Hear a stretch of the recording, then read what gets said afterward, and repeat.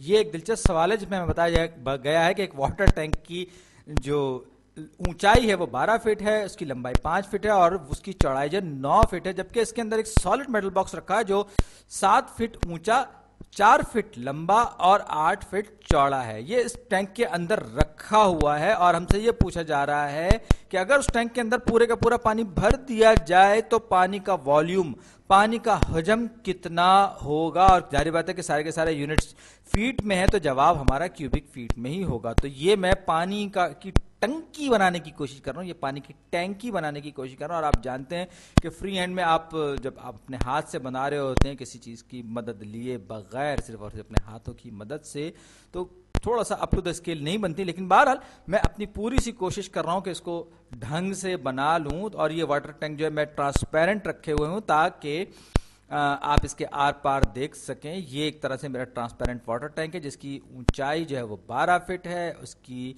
लंबाई जो है वो 5 फीट है, चौड़ाई जो है वो 9 फीट है, जैसा कि हमें सवाल में बताया गया। अब अंदर इसके सॉलिड मेटल बॉक्स रखा है, यानी एक ठोस धात का कोई डब्बा रखा है, यानी एक ऐसा डब्बा जिसके अंदर कुछ भरा नहीं जा सकता। तो उसके हमें क्या बताया गया है कि वो 7 फीट ऊंचा है, 4 फीट लंबा है। तो ये 4 फीट लंबा मैंने एक अपने रफ आइडिया से ये बना लिया, एक अंदाजे से।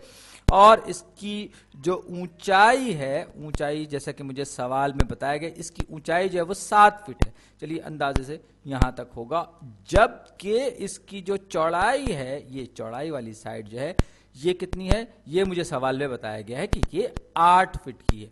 और क्योंकि ये सॉलिड मेटल बॉक्स है, इसलिए मैं इसमें आर पार दिखाने की कोशिश नहीं करूंगा, बल्कि मैं इसमें ये शेड डाल रहा हूं, और ताकि आपको अंदाजा हो जाए कि ये दरअसल एक ठोस चीज है और उसके अंदर पानी वगैरह कुछ नहीं जा सकता। अब मैं इस टंकी के अंदर, टैंकी में पानी भर रहा हूं, और इस टंकी में पानी जब मैं भरूंगा तो जाहिर बात है कि जहां पर वो मेटल बॉक्स रखा हुआ है पानी वहां तो नहीं भर सकता, बल्कि जब मैं पानी में भरता चला जाऊंगा तो उस मेटल बॉक्स के इर्द गिर्द पानी भरता चला जाएगा, ऊपर की तरफ बढ़ता चला जाएगा, लेकिन उस हिस्से में बहरहाल पानी नहीं आएगा जहां के मेरे पास ये मेटल बॉक्स रखा हुआ है। इसका मतलब क्या हुआ? इसका मतलब ये हुआ कि हमें जो वॉल्यूम चाहिए पानी का, वो दरअसल इस टैंक के वॉल्यूम और पानी इस मेटल बॉक्स के वॉल्यूम को माइनस करके हासिल होगा। जैसे कि 9 फीट जरा 5 फीट जरा 12 फीट, ये टैंक वॉल्यूम है, ये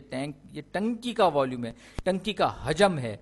जबकि मेटल बॉक्स जो कि ठोस है, उसके वॉल्यूम को जब मैं माइनस करूंगा तो 4 फीट जरब 8 फीट जरब इसकी चौड़ाई कितनी है, इसकी लंबाई कितनी है, ये 7 फीट इसकी ऊंचाई है। चलिए अब जनाब ये मेरे पास वॉल्यूम आ गया, यानी कि मैं टैंक के वॉल्यूम में से मैं अगर इस सॉलिड, मैं लिख भी दूं, मैं भूल गया था लिखना, तो ये जो है मेरे पास मेटल बॉक्स है, तो इस मेटल बॉक्स का, या यूं कहिए कि बॉक्स वॉल्यूम मैं लिख दूं, इस ये डब्बे का जो वॉल्यूम है, और इसको मैं माइनस कर रहा हूं इसके वॉल्यूम में से, पूरे टैंक के वॉल्यूम में से। और हाँ, ये मैं पूरे का पूरा पानी जब भरूंगा तो फिर वो उस पानी का वॉल्यूम होगा, उस वॉल्यूम में से मैं सॉलिड मेटल बॉक्स का वॉल्यूम माइनस करूंगा। तो 9 पंजे 45, तो ये 12 ये 540 ये हो गया। तो 8 चौक 32 और 32 जरब 7, तो 7 या 21 और मेरा ख्याल ये कि ये होगा, हिसाब लगा लो, 7 या 21 माइनस 224।